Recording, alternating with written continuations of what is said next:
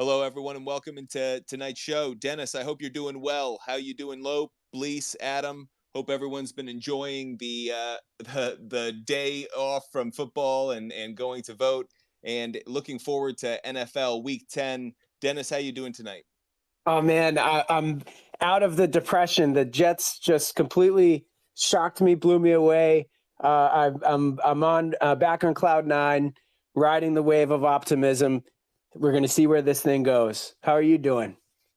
Wonderful. It's nice to know that both of us have a bye week to take a breath. If you're a fan of some of the few teams that are on a bye, the Cincinnati Bengals, New York Jets, New England Patriots, and Baltimore Ravens are on a bye. So for fans of those teams, and I know, Dennis, you're a Jets fan, this is one of the greatest seasons you've ever had in your life. So consider the bye week a week in heaven for a slight moment.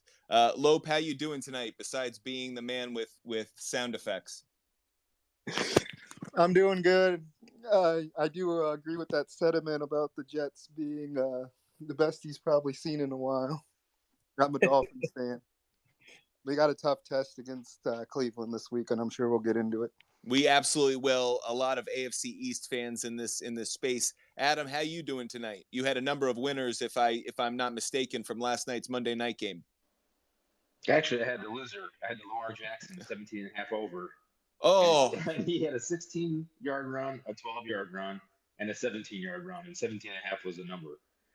And the worst thing about it was the 16 and the 17 were bad enough, but the 12-yard run he had was on a 2nd and 10. He scrambled to the middle of the field and then got past the first down, just kind of fell down. Didn't slide or anything, so I thought, oh, he got clipped. But he had plenty of room to run. He just went down for some reason. No, it was that very run in which I thought he had a cash ticket for you. So Forgive me, I hate to pour salt into open wounds, but hopefully we can shift into another slate of games. As Blease puts up our tweet, we had a very successful week last week, not just in individual game picks, but in a few parlays. So I'm looking forward to helping everyone out and going through this slate of games, also getting your opinions. But Fumble Sports, we want to democratize sports media and make it accessible so the every fan can be on-air talent. So we love having you join. We love getting your analysis and your picks. Like I said, one more time for those who are looking into fantasy and the teams that are on a bye week, in case you need to work in the waiver wire, make some trades, do what you need to. The Bengals, Jets, Patriots, and Ravens are going to be on a bye week this week. We do have a Thursday night game, a Sunday morning game coming from Germany. We have 7 games in the 1 p.m. window, 3 games in the 4 p.m. window, and of course our Sunday night football game and our Monday night football game. So we're not as jam-packed as we were on the 1 p.m. slate like last week. It's spread out over Sunday pretty nicely.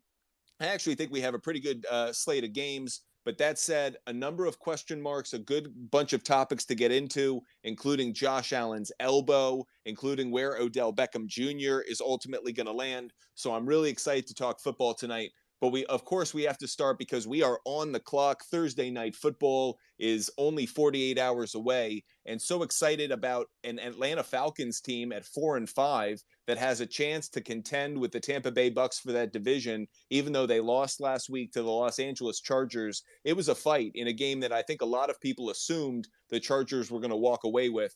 They play a Carolina Panthers team that is now 2-7. The beauty of their little run there is over, and they've come back down to earth. The Falcons are a 3-point favorite where I saw this game, and the over-under set at 44 points. Just to give a few gambling notes before we open it up to others in the space, the Falcons are 6-1 against the spread in their last 7 road games versus a team with a losing home record. The underdog is 4-0 against the spread in the last 5 meetings between the Falcons and Panthers. The road team is 5-0 in the last 5 meetings between the two teams. The under is 6-0 in the Falcons' last 6 Thursday night games, and the under is 7-3 in the Panthers' last 10 NFC South games. So a number of interesting trends to go off of. Let's open it up. Dennis, what are your thoughts on this Thursday night football game? Well, first, I think the money line on Al Michaels showing up at the Hofbrauhaus in Munich is something like minus 110. And I would love to be able to be a fly on the wall makes his way in there. As far as the this being a neutral field, Atlanta getting 3, I like it. I think I'd be very comfortable no matter who is starting at quarterback for Carolina. I don't think it really matters whether it's Baker, PJ, Darnold, whomever. I like Atlanta. They've got the momentum going here, and I think that would be a comfortable pick. Lope, what do you think about this game? I like the Falcons. They seem to be able to run the ball, and that seems to be a weakness for the Panthers defense. And as long as Mariota doesn't make mistakes, I have note that the Falcons have covered the last 4 road games against the Panthers. So I would lean towards that. It's not something I'd put like 2 or 3 U's on, just because the Falcons are a team that has let down and can also lose big leads. But I would lean towards the Falcons to cover the spread. Adam, what are your thoughts on this one? Yeah, I kind of agree with Dennis and Lope there. Offensively, the Falcons are 4th in the league in rushing, and defensively, they're 8th in the league in stopping the run. So I think Atlanta is just a better team all around, and then Carolina super showed themselves. I know they had that win against Tampa. Then they played 34-37 game against Atlanta a couple weeks ago. So I would say Atlanta minus the 3, and because of that 34-37 game just 2 weeks ago, this over might creep up a little bit with the public on the over. So you might have a little bit of lean towards the under on this one, just for the overvalue of what they did a couple weeks ago. A couple of notes on this that, from my perspective, or rather stats that are influencing my perspective. The Panthers offense averages 289 total yards per game. That's the 3rd worst in the NFL. Both teams are in the bottom 5 in average passing yards per game. And the Carolina defense allows 25.3 points per game, 4th most in the NFL, while Atlanta's defense allows 25 points per game, 7th most. Or rather, offense scores with 7th most. So the question to me is, how many points are going to be scored in this game? I feel like this is an underplay. Ultimately, it's not where my best bet is going to go. My best bet for this game, the Butt Fumble Sports pick for this game, at least in the early, Tuesday conversation, is certainly on the Falcons to cover. I want to buy it down. I want to get under a field goal. I feel like this game is going to be more competitive than people think, because we already saw this a couple weeks ago. These 2 teams went to overtime. Carolina could have easily won. Atlanta knows that. The Falcons do play well in Carolina. So my expectation for this game is it's going to be competitive, but it's going to be lower scoring. One player I look to have a big game, Cordero Patterson. You saw his influence last week. He's back. He's one of the best fantasy running backs out there.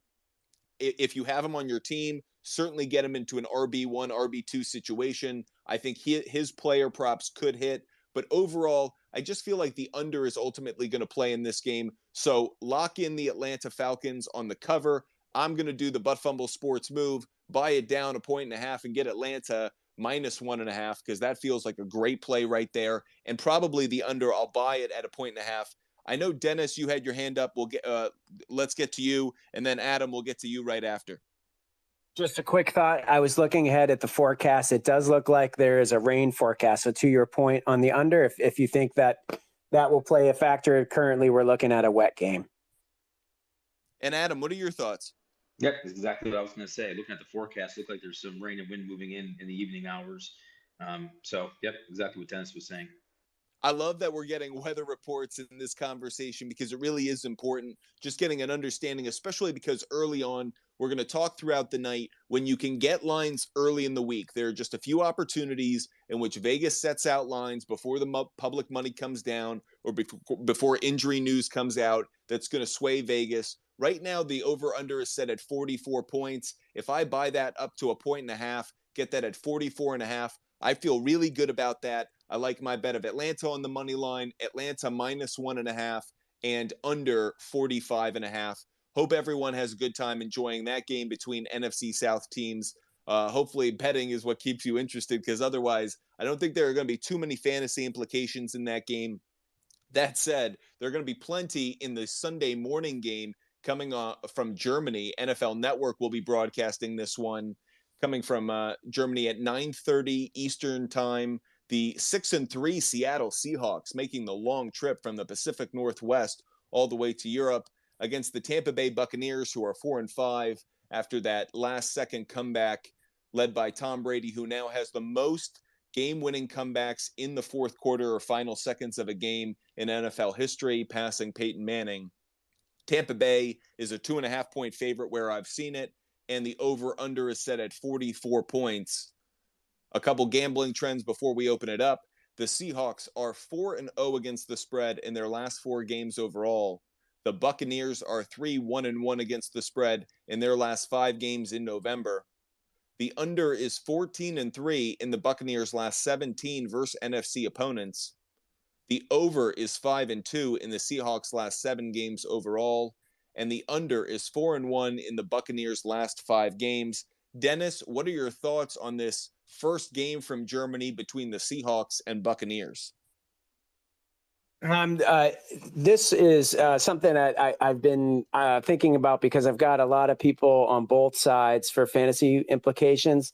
I do think I'm encouraged by Tom's body language after last week. He showed a lot of emotion to be contrasted with a couple other QBs we'll talk about later today.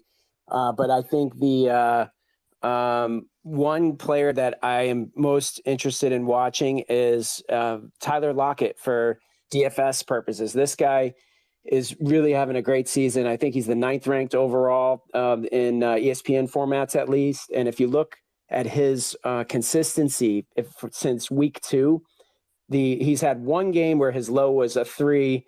He's had one game where his high was a 28. Everything else is between 11 and 20 points per game. So for DFS purposes, I definitely I like Tyler. He's got to be one of the more consistent wide receivers in the league.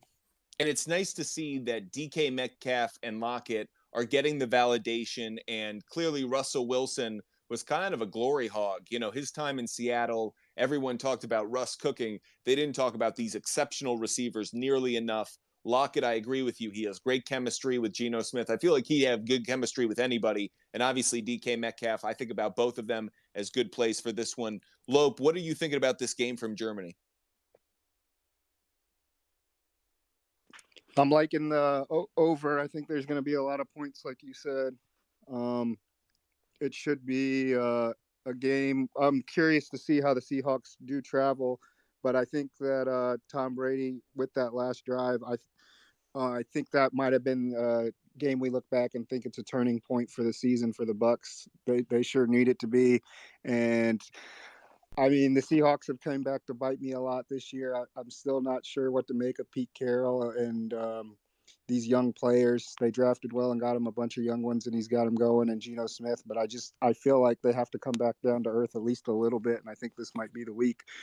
So I might lean with the Bucs towards it, but I think the over and a lot of points may be more of the play.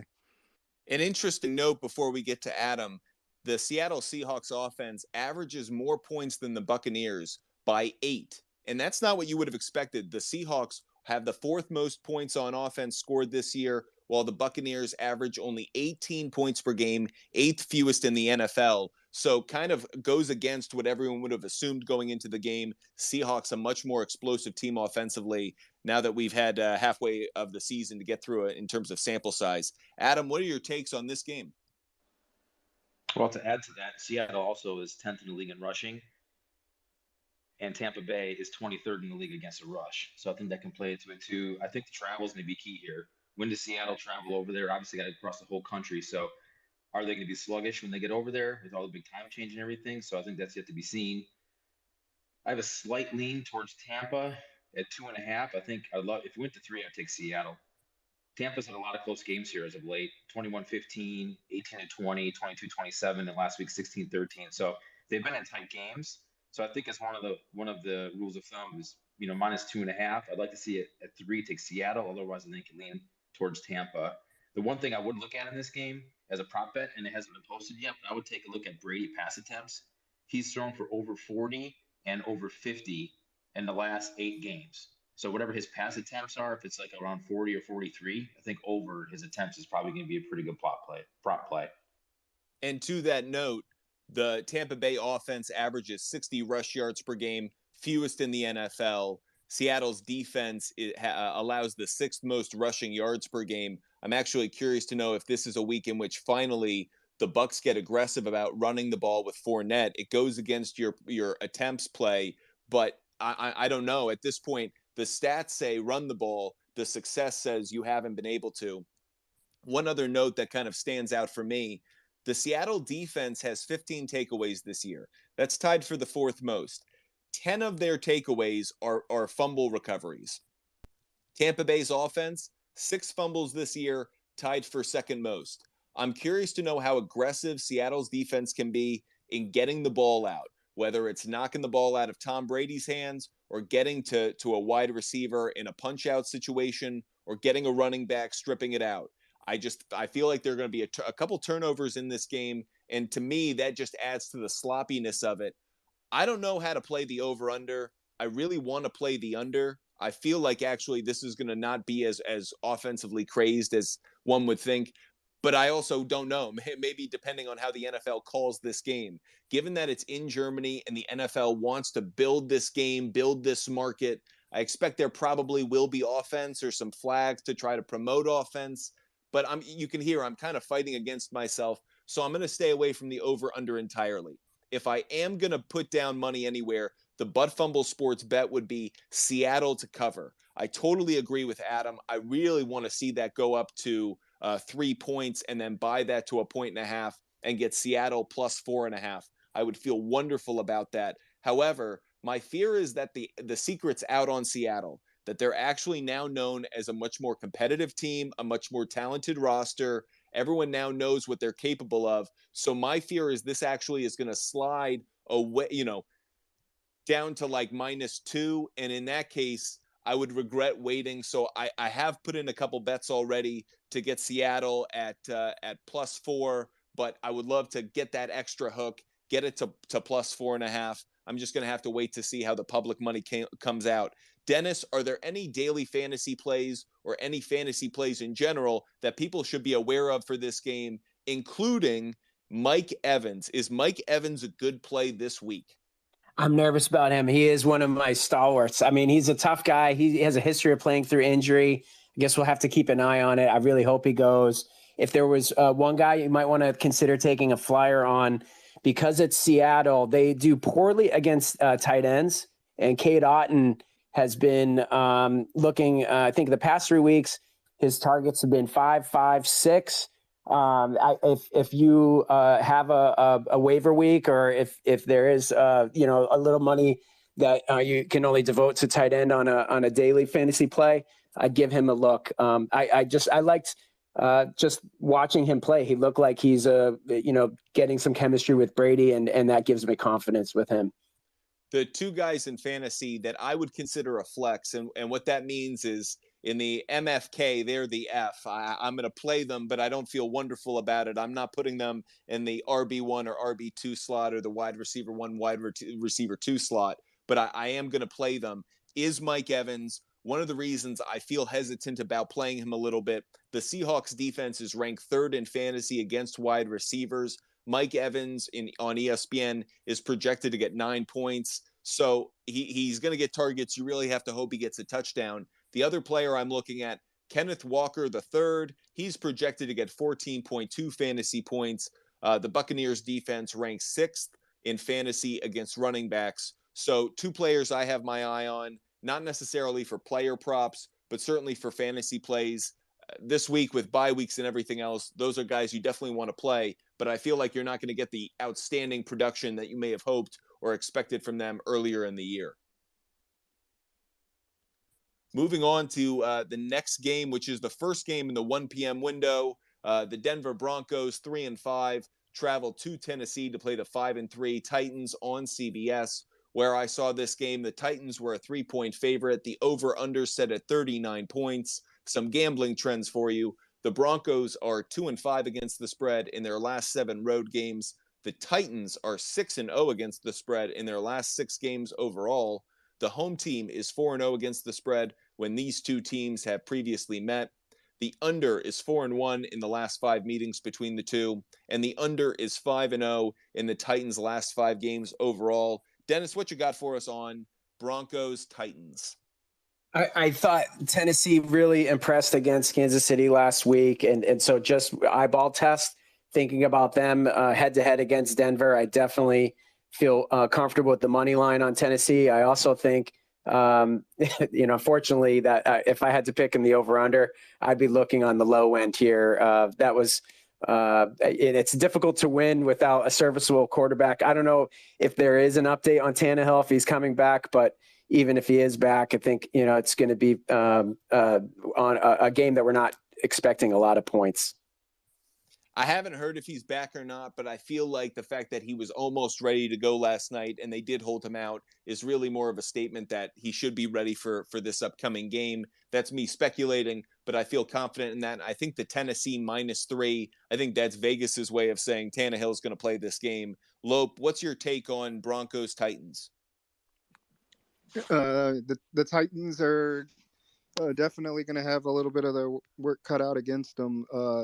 I got them as the 31st ranked pass offense, and the Broncos is the best pass defense. So it's going to be all Derrick Henry.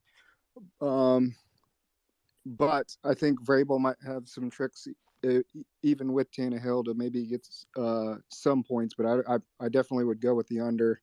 As far as the spread, I just don't know. I think I would wait and see if something changes or moves. I don't feel too confident on anything quite yet. Adam, what are your thoughts?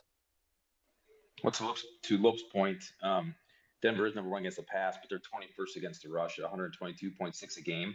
In fact, in the last 3 games, they've given up just shy of 140 yards a game on the ground. So to me, that spells a big day for Henry. I think both teams offensively are pathetic. Watching Denver is like watching paint dry. So I would go with the better team here. I think it's Tennessee overall. I would take Tennessee with the 3 and also lean towards the under.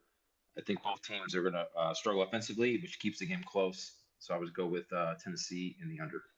Love your thoughts, Adam. Feel the same way. And I feel this is a game in which the trade of Bradley Chubb will certainly be felt. I think Derrick Henry is just going to punish the defensive line of the Broncos, in part because we know how talented the secondary is of the Broncos. Justin Simmons, Patrick Surtain, the second. It's a good defense when you get to the back half of it, but the front end, it's going to get attacked. It's going to get pummeled. I think obviously if Ryan Tannehill's back in there, I think it just means they're going to manage the game that much better. So going to some stats, it was mentioned earlier, though, Denver, worst offense, or rather third worst offense in the NFL, scoring only 15.1 points per game. Tennessee's offense really isn't that much better, 18.6 points per game, 9th fewest. I like the under. That's one of the plays I'm going to go with. I'm going to buy the 1.5, raise that ceiling, so I feel like I won't bump my head. But I'm certainly feeling good about the under. And the trends in the meetings between these two teams, the under 4-1 in the last 5 meetings, just another reason to feel confident about that.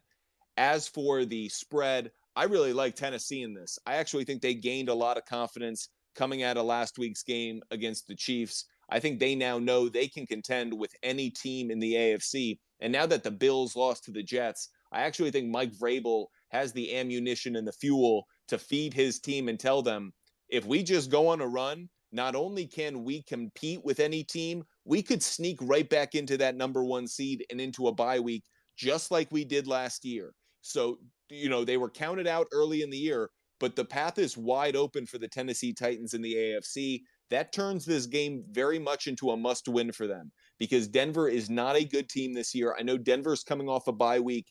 You would think Russell Wilson and that offense have ironed out a few things, but there's no answer for Derrick Henry. There's not enough rest. There's not enough guys you can throw on the field. For that reason alone, I like Tennessee to cover. I'm going to do what Butt Fumble Sports always does and buy the 1.5, give myself some extra security. Sure, it lessens my odds. It also increases my chances of cashing tickets, and that's what we're trying to do at Butt Fumble Sports, help you cash some tickets. So, Dennis, I would like to talk about one player in particular when it comes to fantasy, Jerry Jeudy. Do you think Jerry Jeudy is a good play this week in fantasy football?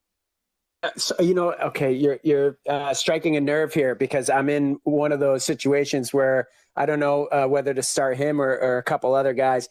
It's less about Jerry and more about Russell Wilson. I personally, just for whatever reason, lack faith in the Judy experiment here. I feel like I'm probably going to be benching him. I have a couple other options, Lockett and Olave. But if you are in a situation where because of a bye or whatever it may be, I do have that occasional weekend where I've got remorse and he goes off. But for me personally, my vote, I'm putting him on the bench. Moving on to the next game in the 1 p.m. window, the 3-5 Cleveland Browns playing the 6-3 Miami Dolphins on CBS. The Miami Dolphins are a 4-point favorite, and the over-under set at 48.5 points. Some gambling trends for you. The Browns are 6-1-1 against the spread in the last 8 meetings between the Browns and Dolphins. The underdog is 3-1-1 against the spread in the last 5 meetings between the two teams. And the road team is 3-1-1 against the spread in the last 5 meetings between the two. The under is 5-1 in the Browns' last 6 road games, and the under is 4-0 in the Dolphins' last 4 home games. Dennis, what are your thoughts on Cleveland Browns at Miami Dolphins? I'm not saying this to butter up Lope, but I think that the Dolphins are must-see TV right now. I think their offense is really exciting. It's not a fluke. This is not a one-off. We have enough of a sample size here to see that they are a force to be reckoned with. I think that they're more reminiscent of what we think the Chiefs are than what or at least based on the last couple of seasons, how we've seen the Chiefs play. Just very exciting. Tua seems to be for real. I mean, Tyreek is the number 1 receiver. Waddle, I think, is 5th overall, fantasy wise at least. Tua's at 10th or 9th. And I think that the Jeff Wilson Jr. pickup is a super sneaky, solid move. I'm sure Mostert is a little disappointed because he was getting so much action, but actually the two of them together, especially considering Mostert's age, I think that Wilson will prove to be a really valuable pickup. I want to watch this game. I think this is going to be fun. And I think for Miami to only get 4 points, I'm scratching my head. I thought that line could be much higher. I like Miami this weekend.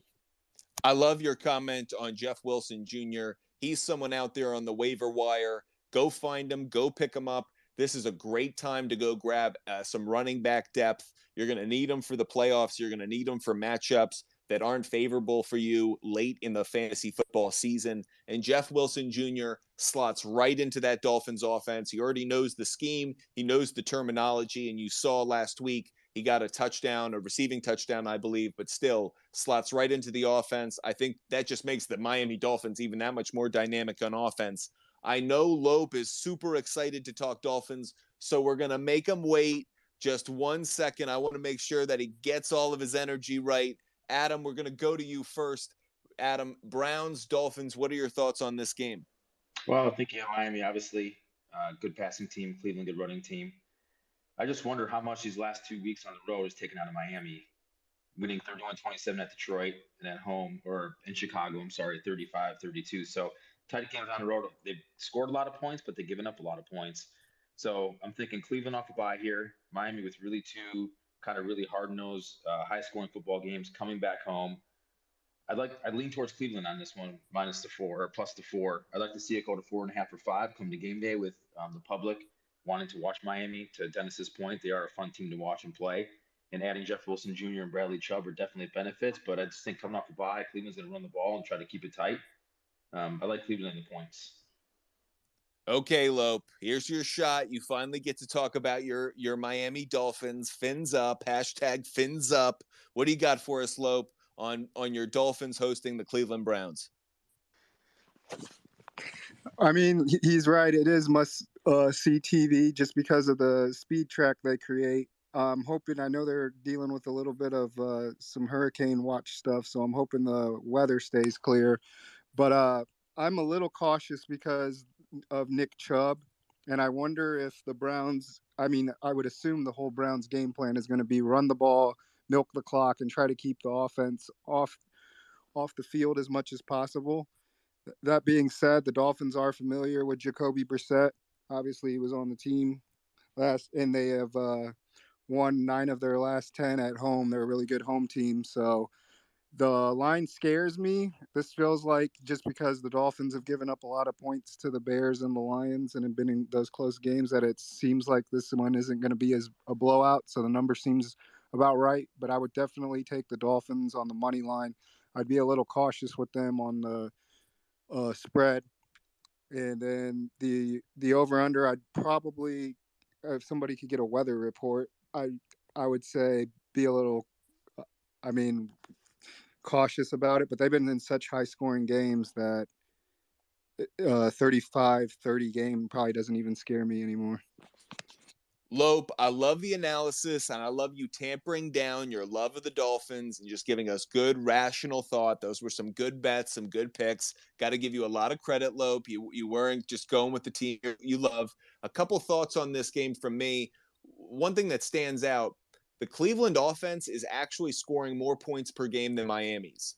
Cleveland scores 25 points per game. Miami scores 23. That's just an optical illusion. That said, when Tua finishes a game for the Miami Dolphins, they are undefeated this year. So to Lope's point, I do like Miami on the money line. I do think that's a good play. But I think Adam and I think Lope, their antennas are up correctly. I'm considering Cleveland to cover this. I'm going to buy the 1.5 so I don't bump my head on that ceiling. But I like Cleveland to cover this game, and I like the under. The two trends that stood out to me, under is 5-1 in the Browns' last 6 road games, and the under is 4-0 in the Dolphins' last 4 home games. Those trends stood out to me. It's a reason I picked them. And for that reason, what I'm hearing about the weather, everything else, I like the under. I think the public money is going to drive this price up. So I'm going to buy it now just on a ticket or two, but I'm going to wait as the week goes on. Hopefully the public does me a favor, brings this up closer to 50, and makes it even easier to take the under. But that's where my inclination is on this Tuesday. Adam, what are your thoughts on it? Yeah, I just want to say real quick, it looks like the weather is going to move through on Saturday afternoon, and Sunday should be fine for the game. So Loeb trying to fool us into it. But that said, I still like the under. I'm still curious to know what the weather conditions are. Obviously, we'll see how it plays out as we get closer to game time. And this is why you got to, we talk about it every week here on Tuesday night, the Butt Fumble Sports early week preview. Is there are tickets you want to have made on Tuesday, and there are tickets you want on Sunday. The tickets on Tuesday are trying to take advantage of things before they happen, before, an injury is announced, before weather, before certain details, so you can actually get ahead of public money and get ahead of Vegas in the rare opportunity that you can. Sunday is about taking all of that data, aggregating it, and coming out with a different theory. It may not match up with your Tuesday ticket. If that's the case, you've hedged yourself. If it does, you can double your confidence in that bet. But there's no reason for you to think just because I put down tickets on one day, I should just walk away. Information, odds, things change. But one of the reasons we're here on Tuesday is we're trying to take advantage of bets where we can. One thing I do want to call out in this game is from a fantasy standpoint, because I want to talk to Dennis about it, is Kareem Hunt. Hunt wasn't traded in the deadline. Now we all know that Nick Chubb is RB number 1. There's no question about that. But with Kareem Hunt, can we expect consistent production from him like we have in the past few weeks and in years past? So I actually secretly hoped that Hunt would be moved, and I was disappointed that he was kept around. I don't think that he's getting maximized in the way that he could be used to Cleveland's benefit. I'm nervous to go with him in a DFS. If you have him already and you're in a pinch where you need to play him, I mean, he probably could get you close to 10 points on average, but he's just not getting the ball enough, I think, to be a confident enough play. Since the first week of the season, he hasn't gone too much. He's only gone over double digits twice, or at double digits twice since week 1. So I lack confidence, even though I think he's a fantastic player.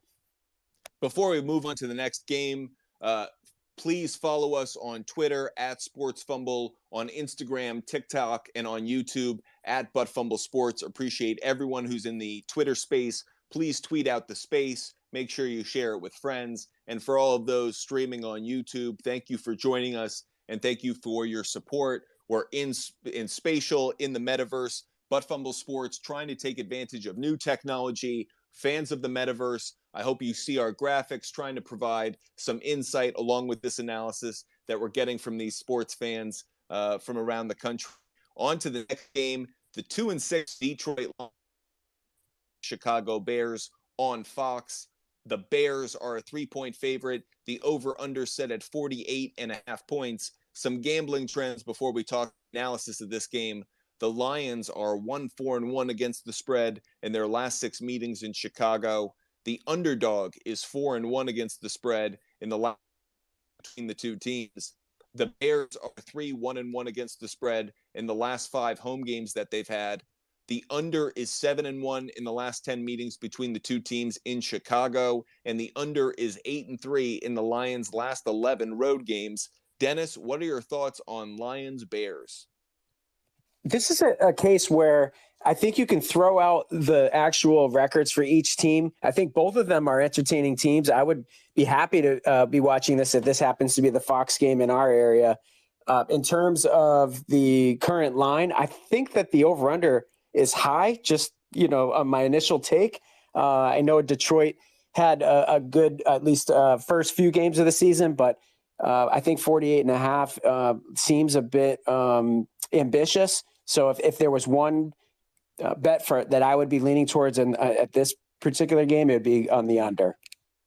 One thing I just want to call out from what Dennis said, when in the last 25, 30, 40, I don't care how many decades, would you ever say that a Lions-Bears game would be welcomed in your home as the game you'd want to see on TV? So often in our lives, that's the game that you would run from, you'd make fun of, Lions and Tigers and Bears, oh my kind of jokes. And now you're rooting because Justin Fields has put the belief in people. He's had a couple good games. Last week, he was spectacular. One of the greatest rushing performances any quarterback has ever had. And now, all of a sudden, between that and the Dan Campbell bite your kneecap off Lions, who just got a win against the Packers, all of a sudden, he's making believers out of people all over the place. Blease, what are your thoughts on it? I just want to say a week ago when we were talking about these stats and Lions outpaced, the Packers, and I said that they needed to put some respect on it. Vegas needs to put some respect on what the Lions are doing and kind of disrespect what the Packers have done this season. And for them to win that game, just it's good stuff there. And yeah, it reminds me of like Thanksgiving, like that first game on Thanksgiving, and it's so bad. And it's like, even though there's nothing else on TV, it's still like it's such a bad game where it's actually going to be kind of entertaining this year, I think. No, and it's nice to see that this game has fantasy implications. It's got betting implications. And to Dennis's point, it actually has some entertainment value for those that actually are in that Fox window. Lope, what are your thoughts on Lions and Bears? The Lions are one of the worst teams stopping the run, and the Bears are one of the best teams. So I think that the Bears have found something with Fields and Herbert and Montgomery. They'll probably try to pound it down their throat. The Bears are at home. Everything's saying to pick the Bears, but it's kind of hard after the Lions came and beat Green Bay. That's impressive. And like he said, we need to put respect on what Dan Campbell's doing. I would probably lean towards taking the Lions, but definitely buying up the points up a little bit on it. But I think the strongest play is the under. Adam, what's your thoughts on Lions Bears? So Detroit this year is 0-3 on the road. Chicago's last 3 games have gone over the total, have been pretty high scoring. And if you look at these teams offensively, Chicago's number 1 in the league in rushing. Detroit is 9th in the league in rushing. But on the flip side of that coin, Detroit's 31st to stopping the run, and Chicago's 30th at stopping the run. So I think this game's a field goal either way. I'd stay away from the side in this game, but I think that this game would be bet up to 49.5 or maybe 50 come game time, and I would go to the under on this game. But the public looking for more points, as Detroit's put up points this year, and just because Chicago's last 3 games have been strong in the point category, but Fields is still struggling to throw the ball. So I would say a lot of ground attack on this game on Sunday, so I would lean towards the under. Love where it heads at, Adam. I totally agree. The under is one of the plays for me, certainly considering it as one of the better plays of the week. I think this is already set too high. I think everyone's been mesmerized by Justin Fields last week. and certainly thinking that because Jared Goff and the Lions have put up big points throughout the year, that will continue. Something tells me this game isn't going to have nearly as many points as people think. I'm also with you in that I think the public is going to drive that price even higher. So part of me says wait. I will put a ticket or two down on it tonight, but wait, because I think that can go up to 50. And when it does, I really love the under. I do like Chicago. I would buy the 1.5 and get it to Chicago -1.5. I think the Lions just got their win of the year, and I'm expecting them to have a letdown game, in part because they just got a win at home against the Packers. And I think now, as Dan Campbell said, he went home and had a cold beer. Like, his focus wasn't on football like it would be after a loss. And I do think that suggests, keep in mind, Justin Fields and the Bears didn't win last week. So while everyone's been talking about the Bears on sports television and everyone's been impressed by him, they didn't win, and they want to earn the next win in his career. They're 3-6, and they have a chance to get closer to 500 as the season progresses. So to me, this is a game in which the Bears, they have more interest, they have more on the line. I like the Bears to cover in this game, but as Adam mentioned, I do like the under. Dennis, are there any fantasy plays in this game? One that I'm looking at, David Montgomery, is he among the players you're looking at in terms of, for me, it's a player prop, but for you, are there any fantasy plays that you're looking at? The fantasy play I recommend is try to shop him, try to trade him, and DeAndre Swift as well. I think that you're seeing DeAndre. He got 2 touches last week and 5 before. By contrast, Montgomery is still getting the ball, but Fields is the one who's getting all the rushing yardage. So if you are in need of a receiver, tight end, whatever it may be, try to see what you can get in return on both of them. And while we're on fantasy purposes, Justin Fields, at least in ESPN League that I'm looking at currently, only 47% rostered. So if I think he's worth a stash, whether you need a quarterback or not. I'm shocked that it's only 47%. I was going to bring that up as well. I have him as a waiver wire pickup in content that we're going to put out this week. Just he's putting out too many games together where he's putting up impressive numbers, and he's being used in every aspect of the offense. I think the Bears, in part, are looking at what the Philadelphia Eagles are doing with Jalen Hurts and say, hey, we can do that. One player I'm also really impressed by, Jamal Williams. He has had a monster year for what the expectations were at the beginning of the season. People thought he was going to be the secondary back. All of a sudden, he looks like he could be the primary back with DeAndre Swift being eased back in after injury. So Jamal Williams, it isn't just in the red zone. I know we've talked about that in the last few weeks where I said, man, Jamal Williams, good for a touchdown, but what does he do between the 20s? He's proving me wrong, and Dan Campbell in that offense is clearly giving him the opportunities to be that number one running back. I appreciate everyone being in the space, joining us on YouTube, joining us on Spatial. Matthew, Dennis, Lope, Adam, thank you all for joining us. Looking forward to a great slate of games. Let's continue. We're going to go to the Jacksonville Jaguars, 3-6, go to Arrowhead to play the 6-2 Kansas City Chiefs on CBS. The spread is 9.5 where I saw it in favor of Kansas City, and the over-under at 50.5. Some gambling trends for you before we go around the table. Jaguars are 1-5 against the spread in their last 6 meetings with the Chiefs. The road team is 5-2 against the spread in their last 7 meetings. The favorite is 4-1 against the spread in the last 5 meetings between the Jags and Chiefs. The over is 6-0 in the Jaguars' last 6 road games, and the under is 4-1 in the Chiefs' last 5 home games. So those trends conflict. Dennis, what are your thoughts on Jaguars Chiefs? I'm actually feeling great about the over. I think this might be when KC just unloads. I will say kudos to you and the crew. You were all correct on the over-under on the prop bet for Kadarius Toney. It was 2.5. You all went with the under. He only had 2 on receptions. So well done on that. In terms of an individual player, if you are leaning towards somebody, ATN still pretty good value on the DFS at least. He's definitely someone I could see getting a majority of the offensive carries and points for fantasy purposes here. But as to the game itself, I think this could be when we see KC just put some points on the board. Travis Etienne, he's got to be a must start for every fantasy owner out there. And for player prop bets, he's certainly someone to consider. They're using him as a receiver, a running back. He is everything in that offense right now. Lope, what are your thoughts on Jaguars Chiefs? I think we touched on it a little last night. These big spreads are scary because they just haven't covered this week. So 9.5 on the Jags side, probably there. I'm with you on the over. Each of the Jags' last 6 road games have gone over. And the Jags have lost 20 of their last 21 road games. But I think that KC is going to score a lot of points. I'm hoping the Jaguars could put some more on the board or maybe some trash time to get a backdoor cover. But at 9.5, these big spreads just scare me. So I'd either stay away or tease or buy the Jags up a little.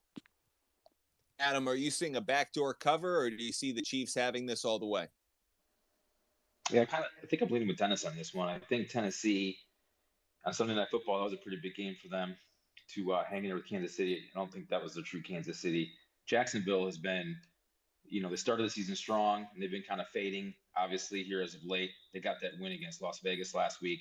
The only thing that makes me a little bit nervous about the points in this game with Kansas City is Jacksonville stays tight. 27-20, 21-17, 23-17, 34-27 their last 4 games. So that makes me a little bit nervous with the points. So I would look to player props in this one. With Jacksonville being 22nd in the league against the pass, I would see where Mahomes' passing yards comes into. And usually it's lay the juice with the money, but I think Kelsey anytime touchdown is probably a pretty easy play in this game. This is a game where I feel like I'm feeling around in the dark a little bit because I really don't know what the Jaguars are. I want to believe in their offense, but I also think being in Arrowhead, that could be a challenging situation. I certainly like Trevor Lawrence over half an interception. I'll just say that now. I feel like that's a player prop bet that's worth making. That said, I feel like Kansas City may be coming off the gas slightly. To Adam's point, big win on Sunday Night Football against Tennessee, where they really were tested in a bit of a fight. And that said, I do think they may ease off a little bit. I want to take Jacksonville to cover. I want to take the Chiefs to cover. When that's the situation, I actually do both. I'm going to buy the 1.5 and take it down. I'm hoping that eventually I can get the Chiefs at 7. Wouldn't that be nice? But at the same time, I'm going to buy the Jaguars now, get the Jaguars at plus 11. I'm going to live in that space hoping this is a 10-point finish and cash that ticket on both sides. But in either case, I feel comfortable like that's going to play out because do I think this is going to be a 4-point game? I really don't. And even if I do, I'm cashing on the Jaguars anyways. So I feel good that this is really going to be a 7 to 13-point game. I'm just hoping it's really in that 7 to 10-point range. Dennis, when it comes to fantasy, I like Juju Smith-Schuster. Are there any other players this week that you have your eye on? Okay, man. Well, we have a mutual crush on Schuster because he's just been blowing it up. If you look at his prior targets and the actual performance in the last 3 games, you're totally spot on. I think Hardman is a sneaky good play, especially in DFS. He seems to be good for a big play. He's had a touchdown in each of the last 3 games. He's had a couple targets, carries here and there, at least in that San Fran game. So if there was one other receiver besides Juju, I think Hardman might be the one you want to look at. And I would certainly avoid Clyde Edwards-Helaire at this point. I'm seeing nothing from him. The running back I actually like for the Kansas City Chiefs is Pacheco. If you need a running back off the waiver wire, he might be someone you want to pick up. It seems like he's just getting more opportunities within the Andy Reid offense, and he kind of fits the mold. Right now, Clyde Edwards-Helaire, unless he's getting a reception, which is for a touchdown, I just have no faith in him right now. We are going to move to the next game. 3-6 New Orleans Saints travel to Pittsburgh to play the 2-6 Steelers on Fox. Saints are a 2.5-point favorite. The over-under set at 41.5. Some gambling notes for you before we go around and break it down. Steelers are 4-1-1 against the spread in their last 6 home games. The Saints are 1-4 against the spread in their last 5 games in November. The over is 4-1 in the last 5 meetings between the Saints and Steelers. The over is 4-1 in the Saints' last 5 games overall. And the under is 6-1 in the Steelers' last 7 home games. Dennis, what are your thoughts on Saints and Steelers?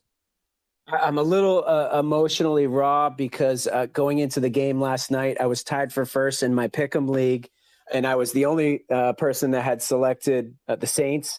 So watching Andy Dalton attempt to lead me to victory was a terrifying experience, and we all know how that ended up. So by extension, I'm confused a bit by the 2.5 point line here. I don't know if that's more an indictment of Pittsburgh's offense or if it's a vote of confidence in the Saints defense. In terms of the over/under, I'm not trying to be the negative Nelly. I did go over in the KC game, but I think I'm leaning towards the under here. I lack confidence in both offenses in this game. Just because you take the under doesn't mean you're negative. We don't hate on unders here. I know there are a lot of people who think that if you take the under, somehow you're an Eeyore and you're just hoping that the rain falls on everyone's head. Sometimes the under is the fun play. Sometimes you got to love a good defensive performance. So we like pitching in baseball. We like defense in football. Nothing wrong with taking the under. Lope, what are your thoughts on Saints and Steelers? I think the Saints are trying to win games, and are still kind of have to feel a little bit more hope than being in a weak NFC South. Whereas the Steelers seem like they might be on the end. They already have kind of gone with Kenny Pickett in there, and they're trying to figure out a lot of stuff. I think more for next year, trading Claypool, and so I'd probably lean with the Saints, and the under is probably the play because the Pittsburgh offense just has not been good at all this year. So I would probably tag along with the under and look for the Saints on the play, maybe just the money line and not the spread. But at 2.5, if it stays there, I think you're pretty safe there.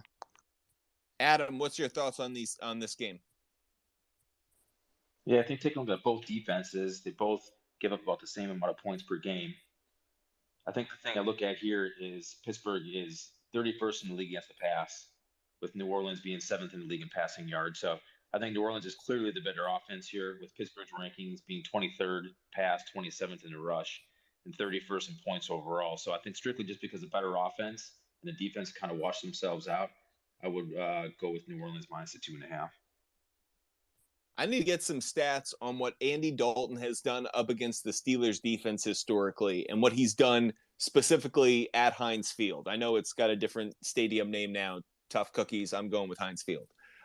And for that reason, I'm just curious. Dennis, do you have those stats by any chance?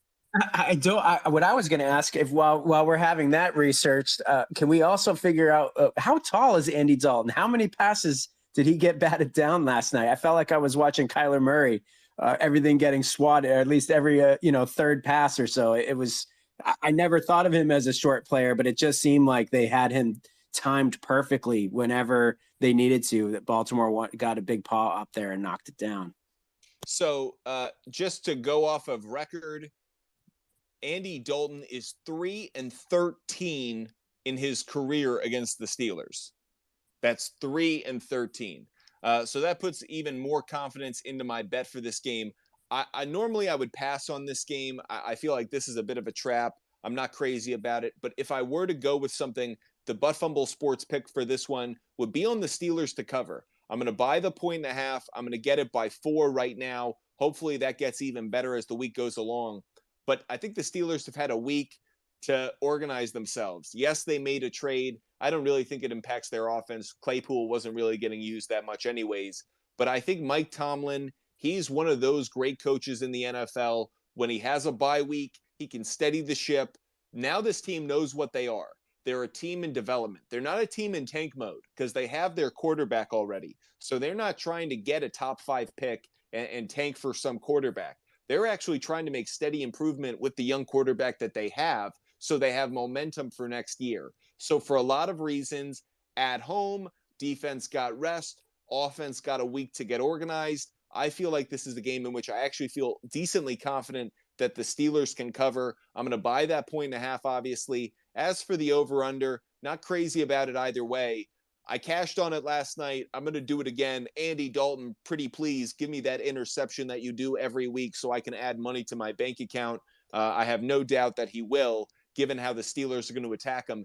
Keep in mind, too, is TJ Watt eligible to come back? I'm not sure about it, but something I want to keep an eye on. This Steelers team at any moment could become a much better bet if TJ Watt does come back. But I feel confident in the Steelers team coming off the bye week.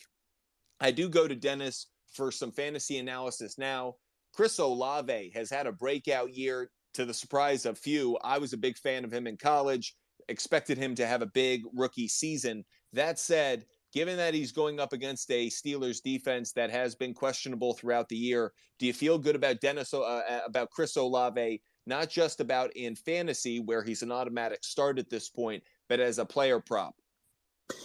I think that will depend on whether Jarvis Landry is back. I think he's officially marked as questionable, and because of that, you may want to, if you do get the all clear on Landry, you may want to look at the under for the receptions for purposes of the prop bet.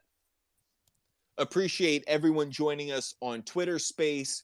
Follow us on Twitter at Sports Fumble, and appreciate everyone following us on YouTube and in Spatial in the Metaverse. Follow us on Instagram, YouTube, and TikTok at Butt Fumble Sports, putting out fantasy content, gambling content, rants, everything that you need as a sports fan, not just the NFL, but across sports. We will continue with our NFL Week 10 preview as we go to the Houston Texans, 1-6-1. They travel.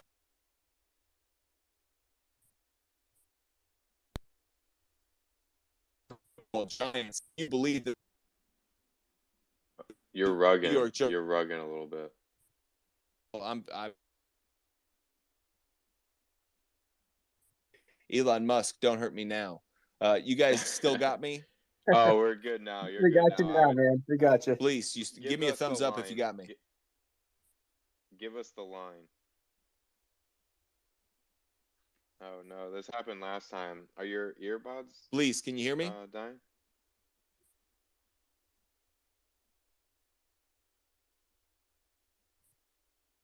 Oh no. I think you can close the app and open it back up since you have co-hosts. Oh.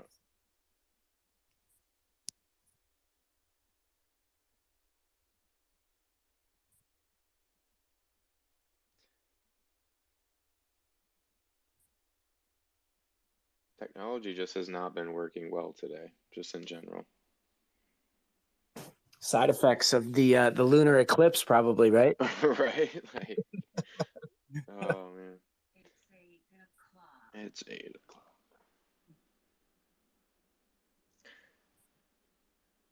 Yeah, this happened, I think it was yesterday's show or Sunday's. He rugged. And we got rugged. But yeah, man, I think Giants take this one, but I like the Giants here. We'll see if he comes back.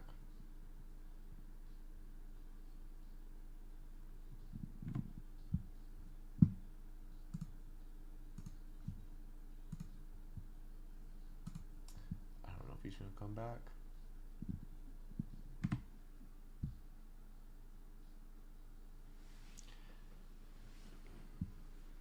But yeah, give a follow at Sports Fumble on Twitter, Butt Fumble Sports on TikTok and Instagram.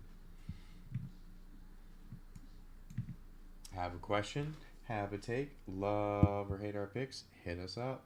Hashtag Butt Fumble Sports.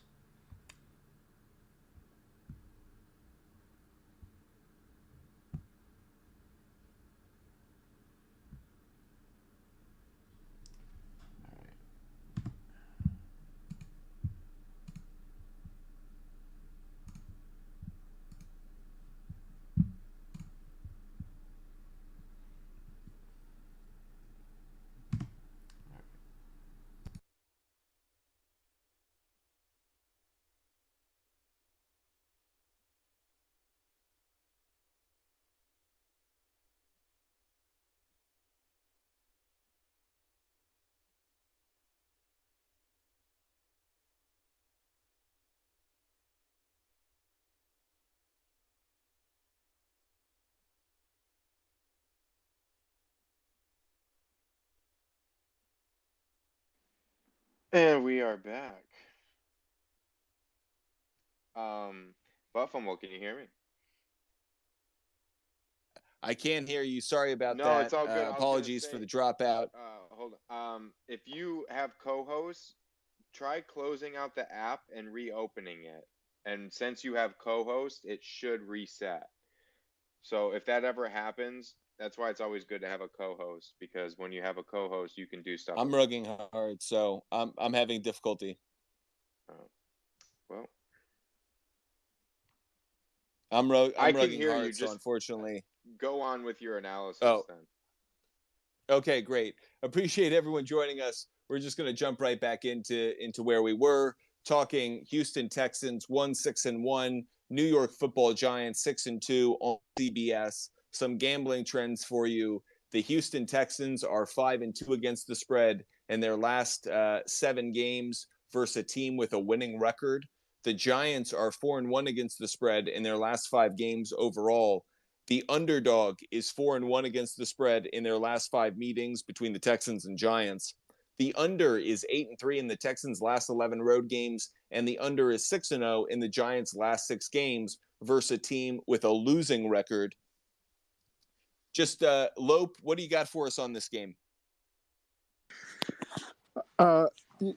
Well, you gotta like the Giants. 6.5. So I think little too much though. Maybe see if it can get up to 7 or so on public, but I think one of the player props has got to be Davis Mills to throw a pick. Wink Martindale's defense has been solid and it's good at turning the ball over, so I would think it's there. And then Saquon Barkley hopefully can carry him off from there. Adam, what are your thoughts for this one? So Houston this year is 1-3 on the road. I think to Lope's point, Giants coming off a bye. It gives Martindale an extra week to prepare for Houston and Davis Mills. I think this game is pretty clear cut. Houston is dead last in the league in stopping the run. Giants are 5th in the league in rushing.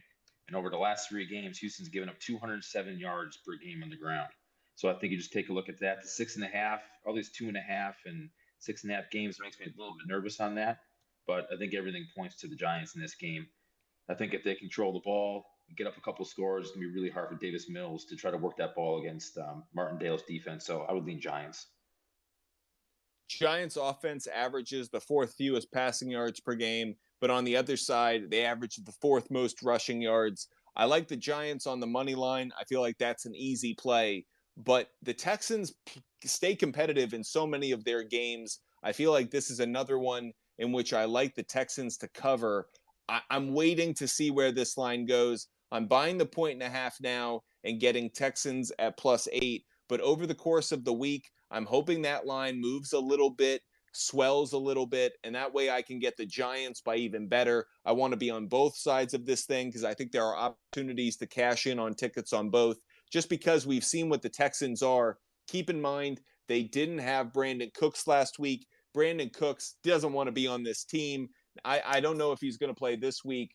I know they're expecting him, but we'll see how the situation plays out throughout the week. The Giants defense, pretty solid against the pass, so I don't like him in fantasy either way. We're going to move on to the final game in the 1 p.m. window. The Minnesota Vikings, the 7-1 Kirk Cousins-led Minnesota Vikings, play the 6-2 Buffalo Bills on Fox. Where I see it, the spread is 5.5 in favor of the Buffalo Bills. That could easily change based off of Josh Allen's injury, which we'll get to in a moment. And right now, the over-under is set at 45.5. I am going to go to gambling trends before we talk about Josh Allen. The Vikings are 1-3-1 against the spread in their last 5 road games. The Bills are 5-1-1 against the spread in their last 7 home games. The Bills are 1-3-1 against the spread versus a team with a winning record. And the under is 6-0 in the Bills' last 6 games overall. Josh Allen suffered an elbow injury late in the game against the Jets. A lot of conflicting reports. It's an injury that in baseball would cost him the year. A lot of people are saying in football won't be nearly as impactful. He made a big late game throw of over 60 yards, and somehow people are believing that means his elbow will be fine. That's just one throw with adrenaline. A lot of reasons to have doubt in this game. Might be one you don't want to touch early in the week unless you like the Minnesota Vikings. If you like the Vikings in this game, get them now, because if news comes out about Josh Allen's elbow that shift the line way down in the Vikings' favor, you're going to lose out on a cash opportunity. So if you like the Vikings in this game, get them now. That said, this is Kirk Cousins on the road. Always have to wonder about that. Lope, what are your thoughts on this game? I'm liking the over. I think there's going to be a lot of points. I do know the skepticism about Josh Allen and his arm, but the Vikings defense is vulnerable a little bit, and especially giving up points. So I think that's a solid play. As for the spread, Vikings at +5.5. I mean, they're still a good football team, but Kirk Cousins on the red. I'd probably take the lean towards the Bills -5.5. I like them. I just think they're the best. They're one of the best teams in the NFL. And even though Josh Allen's skeptical, a quarterback that's on an MVP, any little thing that goes wrong with him. But if anything, he may want to not run and try to do hurdles and leap over players as much, slide down and or go out of bounds a little more. But I think he'll be fine. And I think the Bills are a strong play here. Adam, what are your thoughts on this game between the Vikings and the Bills? Well, obviously, like you touched on, Allen's elbow is the biggest concern. I think the easy thing to look at in this game is Buffalo third in the league in passing, going up against the 27th in defense and passing in Minnesota, giving up 260 a game. The thing with Minnesota, though, is they just slog out games. 28-25, 29-22, 24-16, 34-26, and 2017 against Washington. They're in tight games. They know how to play these tight games, and they just slog it out, and they be there at the end. So as far as the line, like you said, I think you have to wait to see where that line goes and what the report is on Allen's elbow. But the one stat I would put out here as a player prop is, I know Buffalo shows right now that they're sixth in the league against the rush, but the last 3 games, they've given up 150 yards per game. And Dalvin Cook's gone over 70 yards 5 of the last 6 games. So I would look and see what Cook's rushing yards are and maybe potentially lean to the over in that one for Cousins in Minnesota to try to do a little bit of ball control offense to keep Buffalo and Allen off the field. So I'd look to Cook, see what his yards are for over rushing. A trend that stood out to me that's just sticking around in the back of my head, Bills 1-3-1 against the spread versus a team with a winning record. Every time I think about the Bills, I think of how impressive they are. I think about how dominant they are. And yet, other than that one game they had against the Steelers this year, they haven't had a lot of blowout games. And when they play good teams, it's a competitive game. And for that reason alone, I feel like the Vikings are a good play, especially early in the week. Again, I believe that Josh Allen's elbow does have issues. I don't think that this is something that is going to, take him away for the season. But I certainly think the week following it, he's just not going to quite be the same player. So I do lean towards the Vikings. I also think this is an opportunity for the Vikings to assert themselves in the NFC and across the NFL as one of the teams that will be contending for a championship. So the Bills need a comeback win at home. I like Sean McDermott getting his defense right. Not worried about that. But the offense, I do have question marks about. That said, I'm not touching this game right now. I know I just said I like the Vikings. I will probably put a ticket down. But on a majority of my bets, and certainly in the parlays, I'm going to wait on this. I want to see what the news is. Because if Josh Allen can play, I do like the Bills on the money line. But other than that, I think I might be taking Vikings on the spread for this week. Moving to the 4 p.m. window in the NFL Week 10 slate of games, the 3-5-1 Indianapolis Colts travel to Vegas to play the 2-6 Las Vegas Raiders. This is, before we even get to gambling, one of the stories of the week. Frank Reich fired, Jeff Saturday hired, straight off an ESPN set. Jim Irsay just doing crazy things. Classic Jim Irsay. I don't know what he's on, but he's certainly believing in Jeff Saturday, who has no coaching experience above high school to lead this football team. They've announced some offensive coordinator or some play calling assistant or somebody to call plays because Jeff Saturday doesn't. So a complete mess for Indianapolis. For that reason and that reason alone, Vegas is getting a lot of love from Vegas as the Raiders are 6.5-point favorites, and the over-under is set at 42.5 points. I'm going to give some gambling trends. That said, I don't know if they apply given the Jeff Saturday news. The road team is 4-0 against the spread in the last 4 meetings between the Colts and Raiders. The Colts are 1-5 against the spread in their last 6 road games. The Raiders are 4-1 against the spread in their last 5 home games. The under is 8-0 in the Colts' last 8 road games, and the over is 11-5 in the Raiders' last 16 home games. Before we get to around the table, I'm going to jump right in on this one. I really don't like what I'm seeing from the Colts this week. They're just a mess for so many reasons. I think the Colts are just a disaster. So I'm avoiding them on every possible play. I like the Raiders. I think Josh McDaniel needs a win more than any other head coach in the NFL. I thought he was the one who was going to get fired next, not Frank Reich.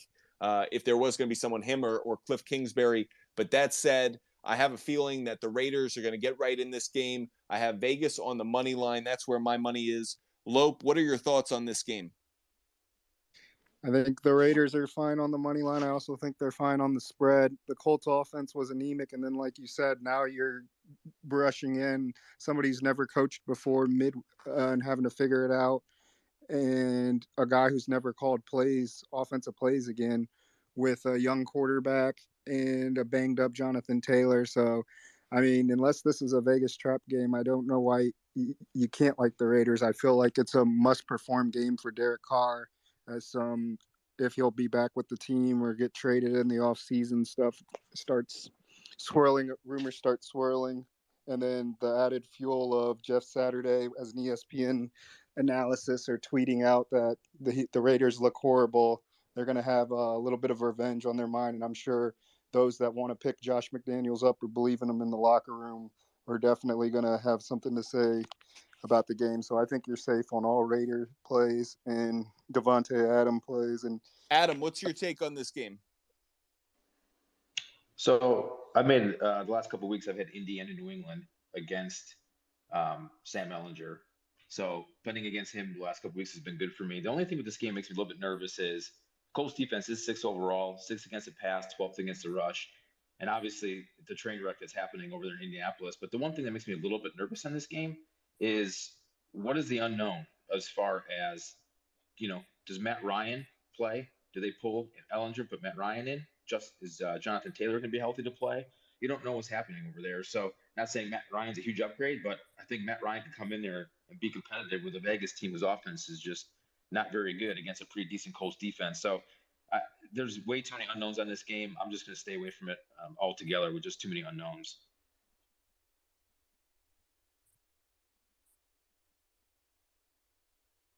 Dennis, what are your thoughts on Colts and Raiders?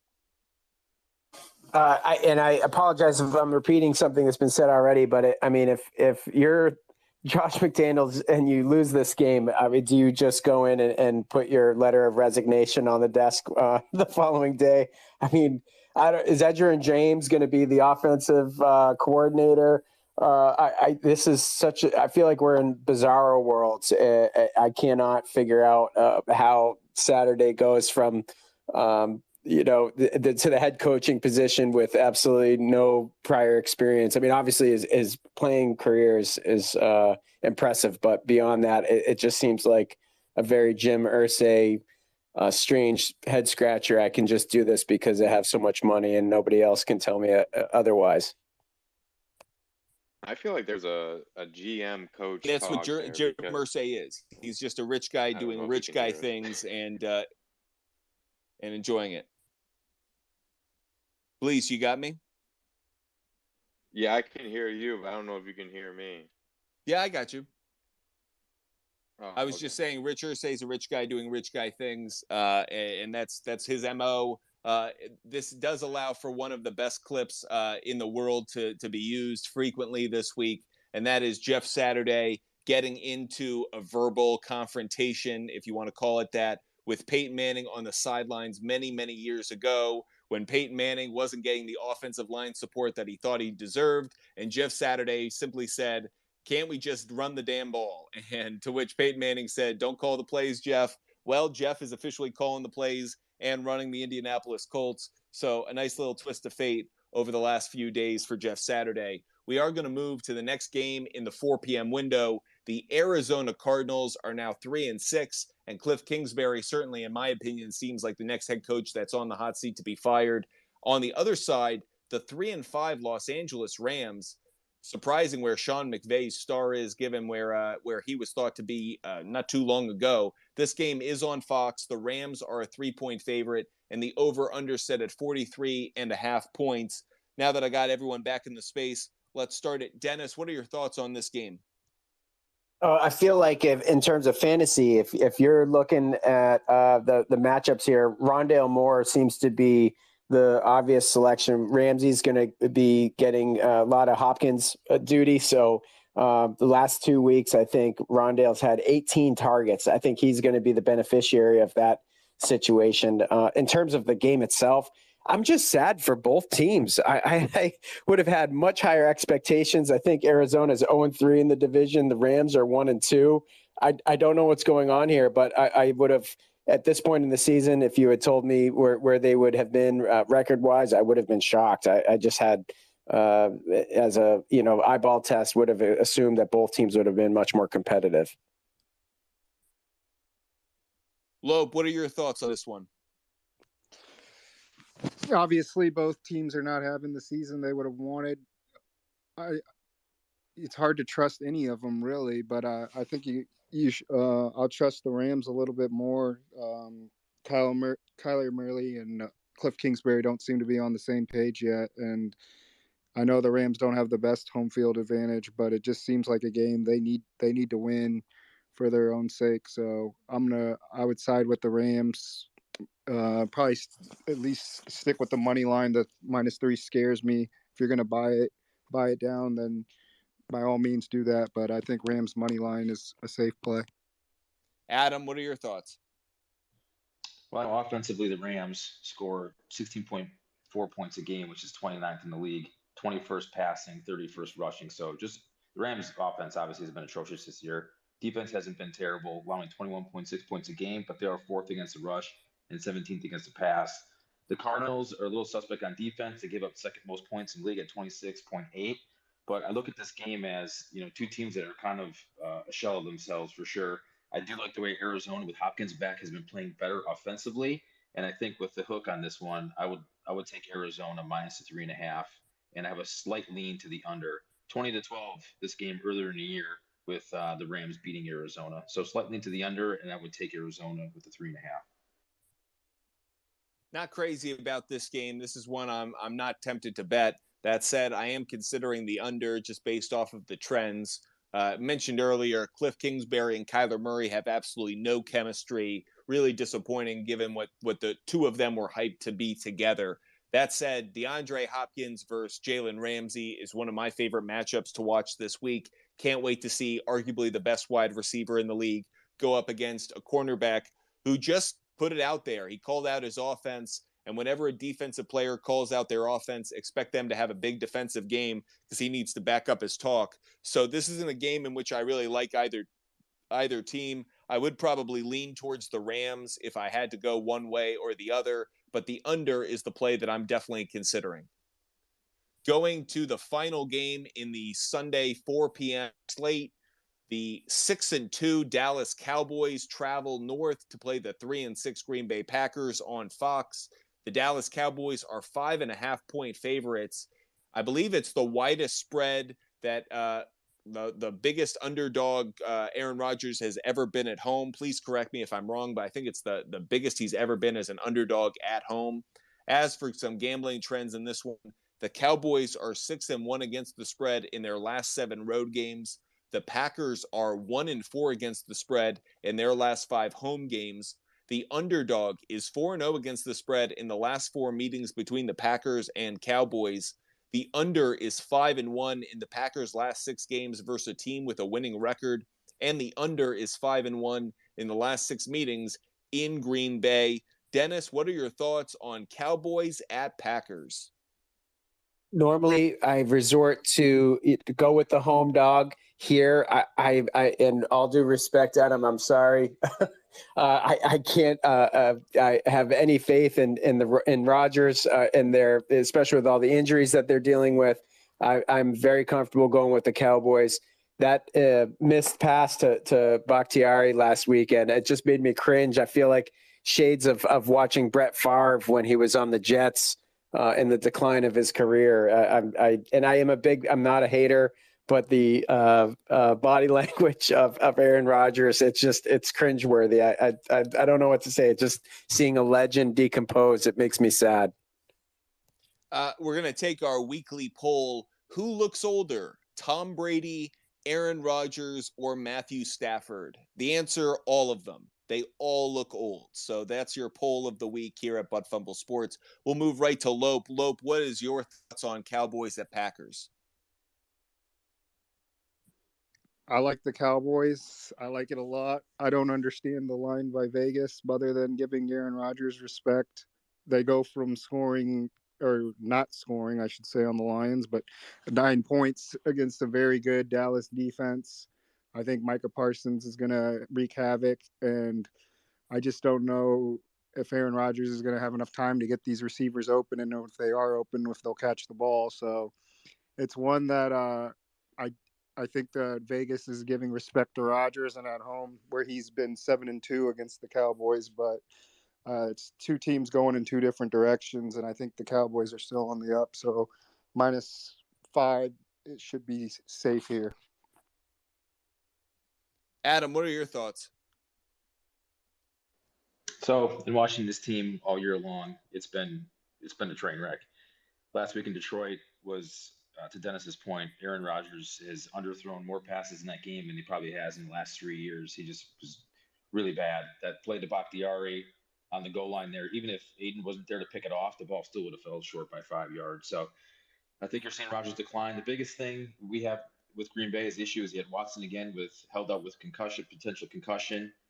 Lazard still on offense, nursing that shoulder. Aaron Jones got dinged up in that game. So you're looking at Samori Toure, Amari Rodgers at wide receiver. There's not much there. But really the thing that makes me nervous about this game is defensively. We lost Devondre Campbell last week. Chris Barnes just came off the IR and played. He played okay, but not that great. Eric Stokes, our starting corner, he's going to be questionable with foot, most likely won't play. Romeo Doubs, our big wide receiver, is out for this game. But the thing that I think that the two main things in this game are Rashawn Gary, our best defensive line and edge pass rusher, is out for the season with a torn ACL. And I don't think you can underestimate what Mike McCarthy wants to come back and do in this game. And I think McCarthy isn't, if he has a foot on the throttle, I don't think he's going to take it off. I think there's, as much as he said this week he likes to come back to Green Bay, and there's a lot of feelings there, I think there's still a little bit of angst and some hard feelings there. So I think if Dallas has a chance to put some points on the board, I think they're going to do it. And unfortunately, I think Dallas is the play in this game. And honestly, I think Rodgers either comes out and throws 4 touchdowns or he comes out and throws 4 interceptions too. I think it's one of those type of games, but nothing shows me that Rodgers is going to play over the last 5 weeks up to his potential, especially with all the injuries. I think you have to lean towards Dallas in this game.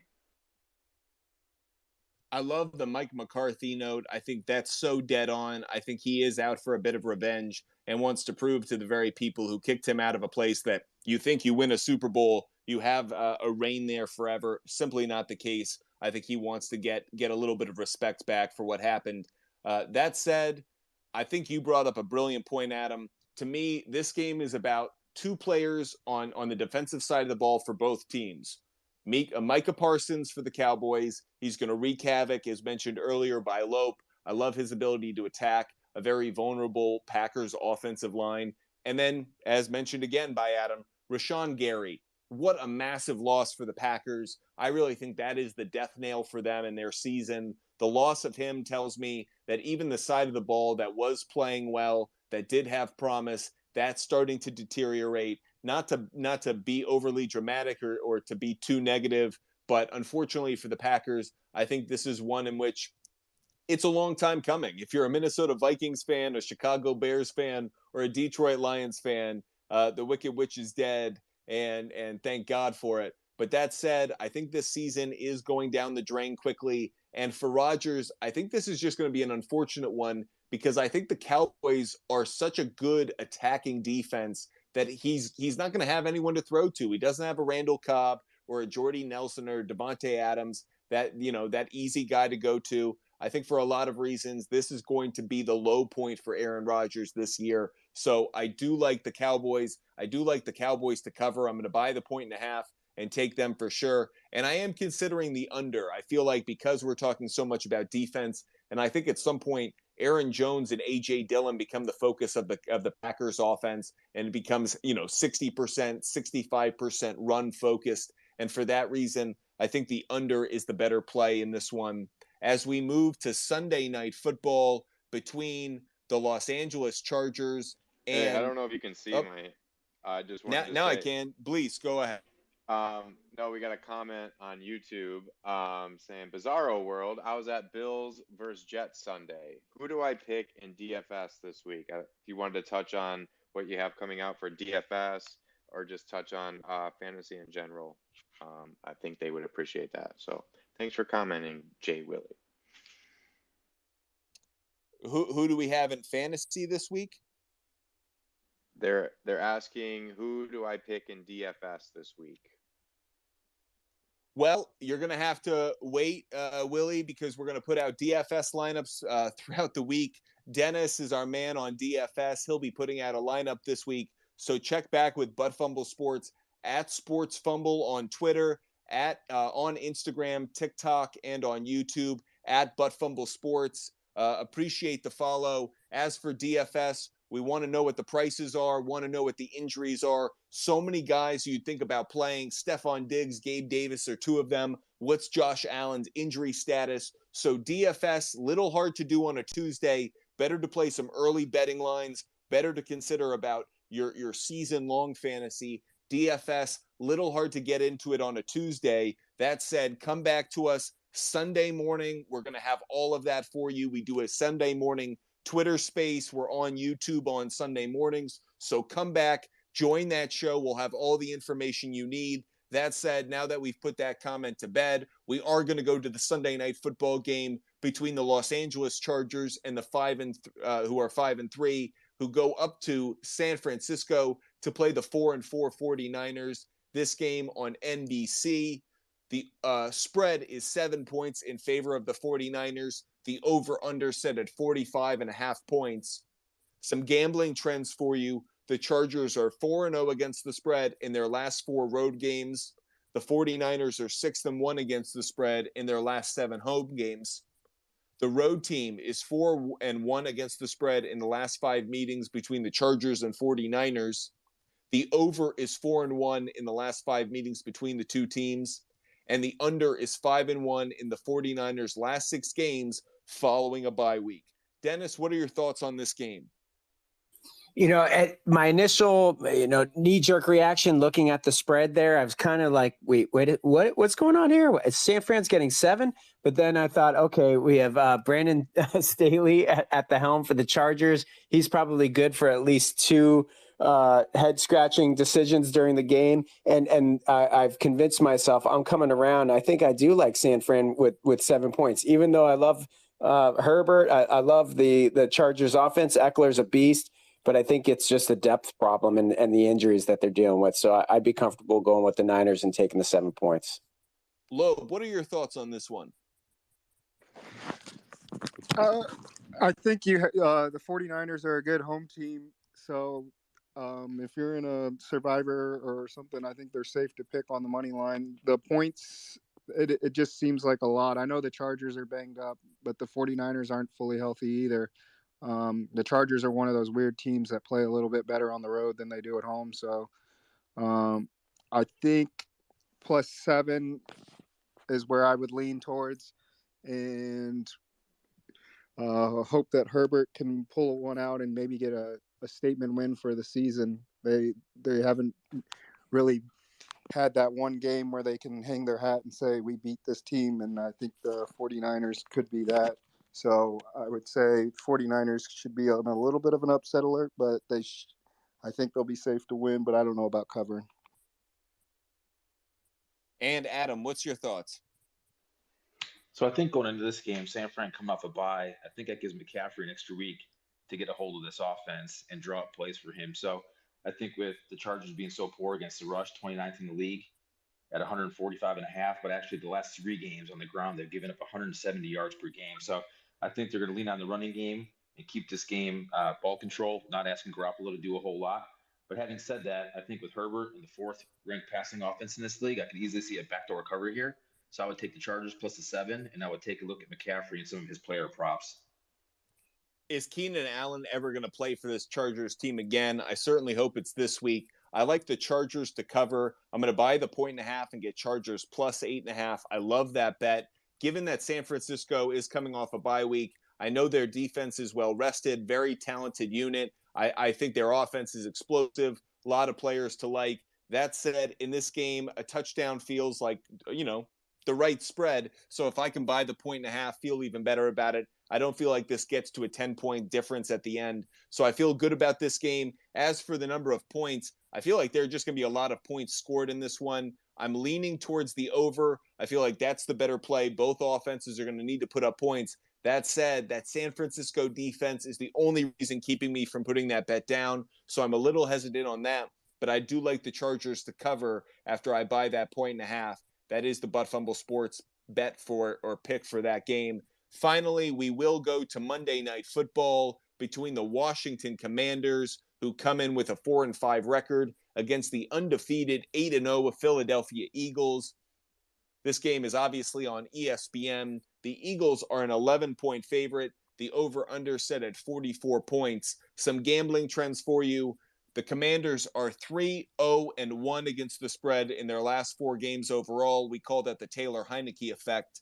The Eagles are obviously 4-0 against the spread in their last 4 home games, given how they've been performing. The Commanders are 1-3-1 against the spread in their last 5 meetings in Philadelphia. The over is 6-2 in the last 8 meetings in Philadelphia, and the under is 5-1 in the Eagles' last 6 Monday Night Football games. Dennis, what's your take on Commanders Eagles? I'm just going to go on record and say I am a fan of the Commanders black unis. I saw a lot of dislike for it, but mark me in the like column on that. If I could make a bet here, my preference would be I'd like to tease Philly's money line with the Manders covering here. If I can make that combination happen, I'd be happy. Lope, what are your thoughts? I like the over. I think Heineke's capable of scoring points. Obviously, we know the Eagles and Jalen Hurts and A.J. Brown, but the Eagles are just so good at home, especially on national time. I think they're going to try to show out a little. So this is a game to put Jalen Hurts maybe in front of that MVP discussions. I would think his boys are going to pick him up. So at 11, it probably scares me.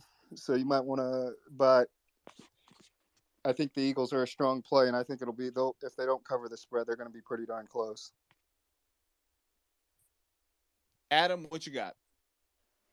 I think Washington's a lot like the team they just played in Minnesota. They've been in a lot of tight games. They slog it out. You look at the numbers in this game, and Philadelphia offensively is far superior than Washington, and defensively the same. The only category that Washington's defense is pretty decent in is they're 11th in the league against the rush compared to 20th to Philly. But if you look at the last 5 games, 17-21, 12-7, 23-21, 17-16, 20-17, Washington just hangs in football games. And this 11-point spread, I think, is just too much. And it's a division game, a Monday night, big stage. And the pressure's going to start mounting for Philly. They're undefeated. Everyone's, telling them how great they are and everything like that. I think Washington, being a tough division game and having these last 5 games of being in these tight games and hanging around, I'll take Washington with the plus 11. I feel the same way, Adam. We've noticed when divisional opponents play each other with a line or a spread that's set this great, the underdog usually covers. I like Washington to cover. I'm going to buy the 1.5. That gives me Washington plus 12.5. I love that. I am leaning towards the over right now. I think that it's right now set at 44 points. I'm going to buy that down, get it at 42.5. I like that play. However, I think that's where a lot of public money is going to come down. So my prediction is, in part, I want to buy the over now at 42.5, and then I want to wait for public money to push that ceiling up. I could see that getting as high as, say, 46, maybe even 46.5. I'm going to buy 1.5 on top of that, and then I'll take the under. So I'm going to go both ends of the over-under on this game eventually over the course of the week. As for the pick, though, obviously I like the Eagles on the money line if you want to add that in and tack it into some parlays. But I do like the Commanders to cover after I buy the 1.5. Thank you, everyone, for joining us on Twitter Space, on YouTube, on Spatial. Butt Fumble Sports certainly appreciates you. We hope you continue to come to our content. Thursday, we do a Twitter Space. Sunday morning, we do a Twitter Space. So continue to join, share your thoughts, tell us what you think, your analysis, fantasy plays, your gambling plays, all of that. And follow our content at Sports Fumble on Twitter, at Butt Fumble Sports on TikTok, Instagram, and on YouTube. Thank you, all of you, for joining us. I want to shout out Blease for helping me run this. Lope, thank you for your analysis. Adam, outstanding tonight. Hope you continue to join. Dennis, as always, you're a rock star. Matthew, you're a loyal listener. We appreciate you. Tommy, thank you for stopping in. Seen you a couple times. Appreciate it. And Nino, thank you, boy. Appreciate you coming through. Hope you continue to listen to our content. Good luck to everyone in this week of games. Continue to listen to our content. Hopefully we can get some winners for you. We'll